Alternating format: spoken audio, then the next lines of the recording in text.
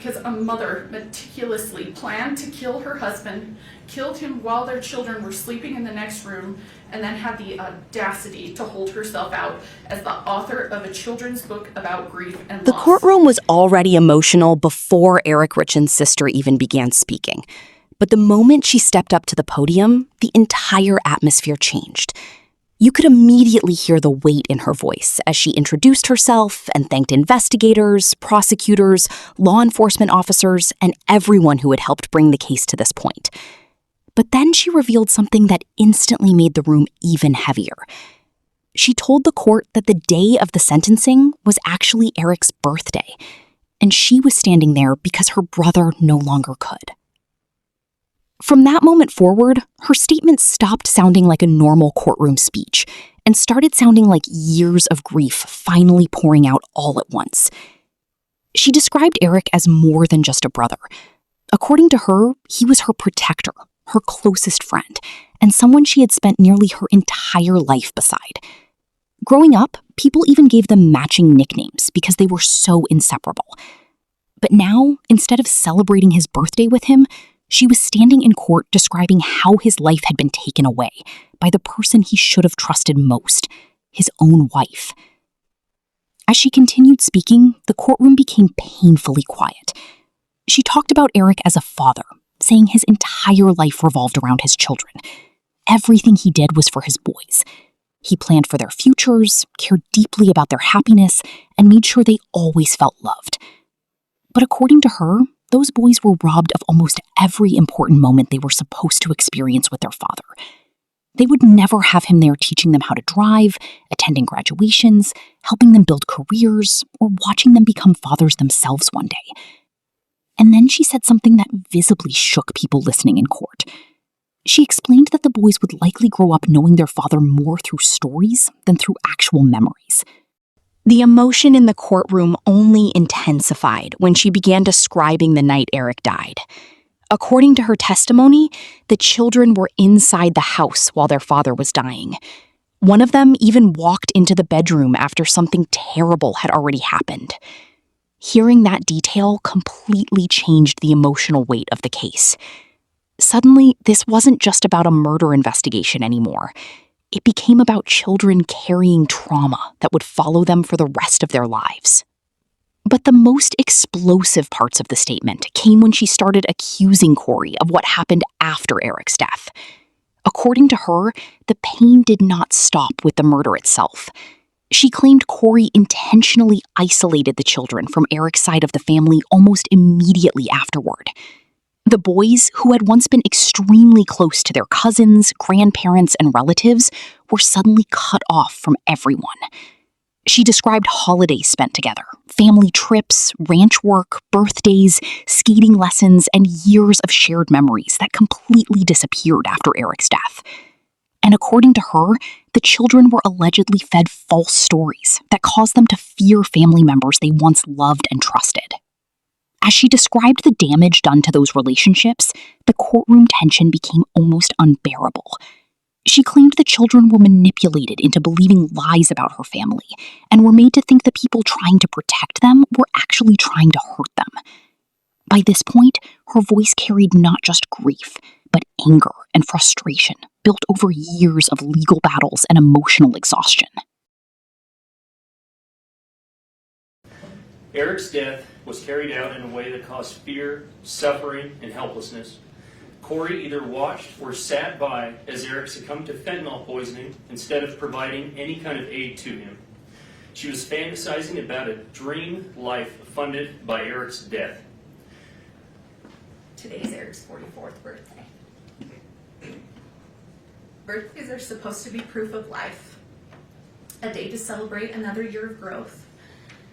Instead, today is a cruel reminder of another year Eric will never see, and a reminder of the fatherhood that was stolen from his 3 sons. Before I talk about what this crime has done, I need you to... Then the testimony took an even darker turn. She accused Corey of aggressively fighting over Eric's money and estate while knowing those assets were meant for the children. According to her, lawsuit after lawsuit drained resources that should have gone to Eric's sons. She described the legal battles as emotionally devastating and financially destructive. But what truly shocked people listening was when she revealed a statement allegedly made by Corey that terrified her family. According to Katie, one of Eric's sons told her that Corey once said, "I will get them one day." And she claimed those threats extended not only toward adults in the family, but even toward young children. At that moment, you could feel the fear inside the courtroom. This no longer sounded like ordinary family conflict.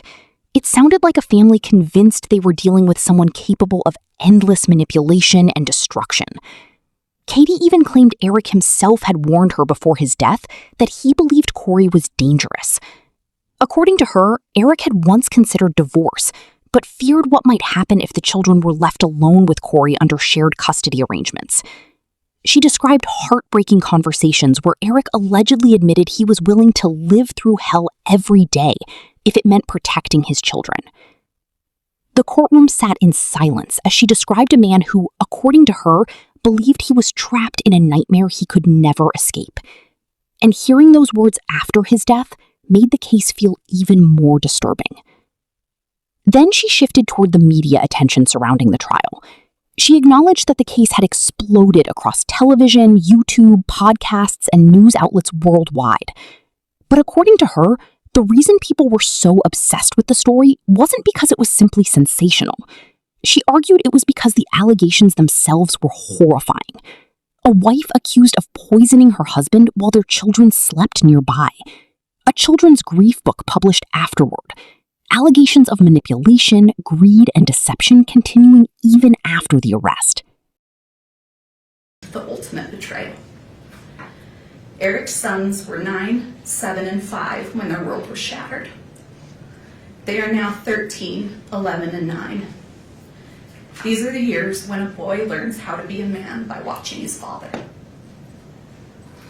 What makes this crime uniquely heinous is that their grief will never pass. It will reinvent itself at every milestone. I'm here today to share with you what I have witnessed firsthand about the person I know.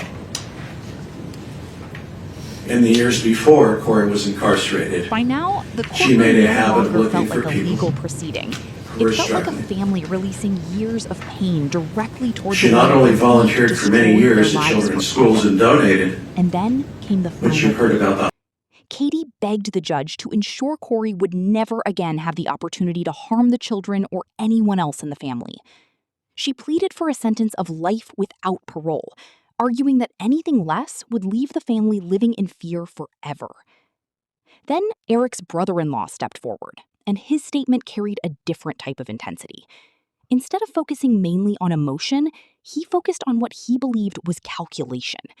He told the court this was not a crime of passion or a sudden mistake.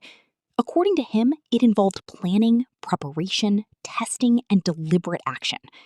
He described Eric dying helplessly inside his own home, beside the person he trusted most. And one line from his statement echoed throughout the courtroom. He called it one of the most cowardly acts imaginable. He accused Corey of continuing to avoid responsibility even after conviction, continuing to push false narratives, and continuing to use legal battles and media attention to portray herself as the victim, instead of the person responsible for the destruction surrounding the case. According to him, the time for Corey to make choices was over. Now it was time for the victims to finally have peace. And as the courtroom sat there listening to family members describe years of trauma, betrayal, fear, and grief, one thing became painfully clear. This sentencing hearing was about far more than punishment. It was about a family trying to make sense of a loss that had permanently changed every part of their lives forever. After hearing these emotional victim impact statements, do you believe life without parole is justified in this case? Or do you think emotions inside a courtroom can sometimes influence punishment too heavily? Let me know your thoughts below. And if you want more real-time courtroom case recaps, emotional testimony breakdowns, and shocking trial moments explained in detail, subscribe to CaseVaults, where every case tells a story.